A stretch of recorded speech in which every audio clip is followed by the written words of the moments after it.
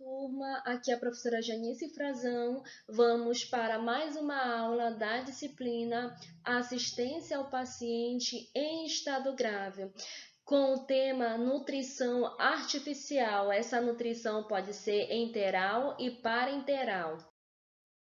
Qual é a diferença da nutrição enteral para parenteral?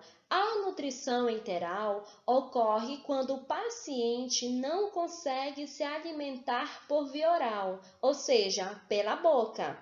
A ingestão dos alimentos, então, poderá ser feita através de uma sonda, onde essa sonda pode ser uma sonda nasoenteral ou nasogástrica.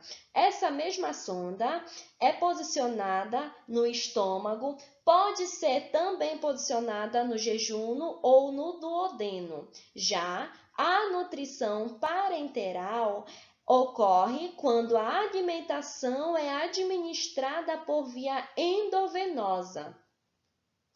Em que momento é indicada a nutrição enteral? A nutrição enteral é indicada para pacientes impossibilitados de ingestão oral, seja por patologias do trato gastrointestinal, por intubação orotraqueal ou até mesmo por distúrbios neurológicos que causam comprometimento do nível de consciência ou dos movimentos mastigatórios. Também é indicada para paciente com ingestão oral baixa, como é o caso do idoso, o qual não consegue se alimentar de maneira adequada. Grau de desnutrição, algum problema associado ao processo de digestão ou absorção de nutrientes, algumas patologias, como é o caso da diabetes, insuficiência renal e para aqueles pacientes oncológicos. A nutrição parenteral é feita através de um catéter central que é colocado em uma veia de grande calibre, como é o caso da veia cava. Quando é indicada a nutrição parenteral? A nutrição parenteral é indicada em casos de enfermidades nos quais a alimentação oral ou por meio de sonda não é possível. É também indicada quando alguma região do trato gastrointestinal interrompe a digestão ou a absorção de nutrientes. E também ela é indicada em casos de pancreatite, ressecção intestinal e entre outras patologias também. No momento que o paciente é internado e é indicada a nutrição parenteral, essa nutrição vai permitir manter a estabilidade do organismo naquele momento. Entretanto, a nutrição parenteral, ela pode ser composta de glicose, gorduras, proteínas, água, eletrólitos, sais minerais e vitaminas.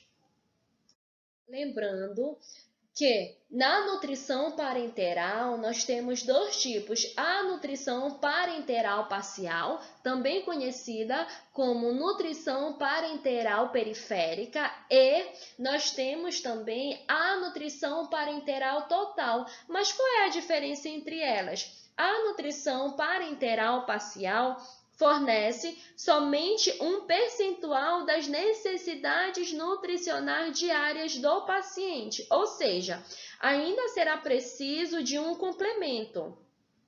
Já na nutrição parenteral total é aquela que vai fornecer todas as necessidades nutricionais diárias da pessoa que está recebendo, ou seja, ela não precisa de nenhum complemento.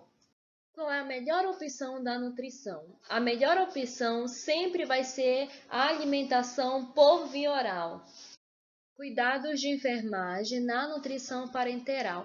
A nutrição parenteral, ela pode ser também administrada em acesso venoso periférico. Porém, a equipe de enfermagem deve estar atenta em relação ao acesso periférico. Sempre utilizar um catéter venoso periférico calibroso. Deve-se puncionar uma veia calibrosa localizada no braço ou antebraço. Deve-se também trocar diariamente a fixação do catéter, sempre observando o local de inserção, se está hiperemiado, se tem presença de flebite, se está incomodando o paciente, e também trocar o catéter em caso de sinais de flebite e no mínimo a cada 72 horas. O catéter ele deve ser exclusivo para a nutrição parenteral. Ele não pode ser para a nutrição e para a administração de medicamentos, somente para a nutrição parenteral. Cuidados de enfermagem na nutrição parenteral. Esses cuidados de enfermagem estão relacionados, nesse momento, ao acesso venoso central. Que cuidados são esses que a equipe de enfermagem deve ter? Primeiro de tudo, lavar as mãos e usar sempre luvas de procedimento para manipular o catéter. Manter sempre o curativo na inserção do catéter. Antes de administrar a medicação, para confirmar a localização do catéter, deve ser realizado o raio-x. Após a realização do raio-x, que vai ser iniciado a nutrição parenteral. O catéter ele deve ser exclusivamente para infusão da nutrição parenteral. Aqueles catéteres que possuem 2 lumes, o distal ele é exclusivo para a nutrição parenteral.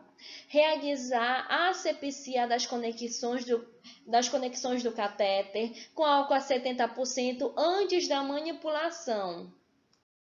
Assistência de enfermagem ao paciente na nutrição parenteral. O primeiro de tudo, orientar o paciente quanto à nutrição parenteral, se tiver algum familiar, orientá-lo também, observar os sinais, sintomas, possíveis complicações, algumas intercorrências. Geralmente o paciente, quando recebe uma nutrição parenteral, ele apresenta quadro de diarreia. Então a gente deve comunicar à equipe, comunicar ao enfermeiro, comunicar ao médico, controlar os sinais vitais, não somente controlar os sinais vitais, mas como anotá-los também. Realizar o controle rigoroso da glicemia capilar, controlar a diurese desse paciente e registrar no balanço hídrico também. No slide anterior, eu falei da assistência de enfermagem ao paciente na nutrição parenteral. Nesse slide aqui, eu irei abordar a assistência de enfermagem ao paciente na nutrição enteral.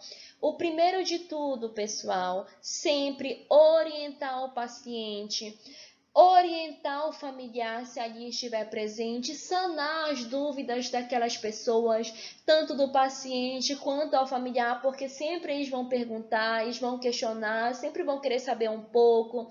Por isso que a enfermagem ela exerce um papel importantíssimo, porque ela vai fornecer conhecimento, ela vai dar aquele apoio emocional, vai tentar minimizar riscos, receios dos familiares, apreensões, dúvida, favorecendo que haja o quê? Uma boa participação, uma boa interação, tanto quanto o paciente, quanto para a equipe de enfermagem também. Quais são os cuidados de enfermagem que eu, enquanto profissional de enfermagem, devo ter em relação à nutrição parenteral? Primeiro de tudo, lavar sempre as mãos antes de manipular uma nutrição enteral. Usar sempre luvas de procedimento para manipular a sonda, visto que a nutrição enteral é administrada por sonda. Verificar a via de administração, repetir a verificação feita na hora que recebeu a nutrição enteral. Lembrando que essa nutrição enteral ela vai ser administrada em bomba de infusão contínua.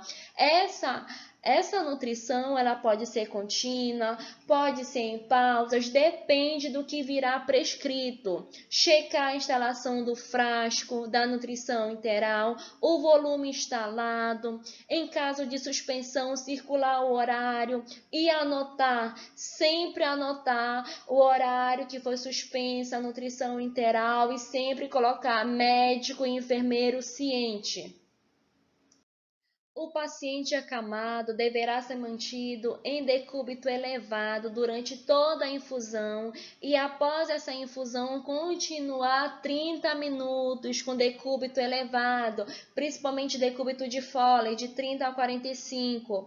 Interromper a administração enteral para realizar a aspiração, ou seja, toda vez que eu vou aspirar um paciente que recebe a nutrição enteral via sonda, eu devo pausar essa dieta para poder aspirar. Também eu devo pausar no momento que eu irei dar o banho no leito nesse paciente, em casos de vômitos e regurgitações. Eu devo também administrar água para hidratar o paciente conforme prescrição médica, principalmente nos intervalos entre os frascos de nutrição enteral. Esse volume que eu administrei de água deve ser anotado no balanço desse paciente. Em caso de fusão contínua da nutrição enteral em sistema fechado, verificar a localização da sonda e lavar a mesma sempre com 20 ml de água filtrada de 6 em 6 horas. E logo em seguida, eu tenho que ficar atenta sempre na monitorização do paciente quando está recebendo uma nutrição enteral. Então, alunos, é isso. Meu muito obrigada e até a nossa próxima aula.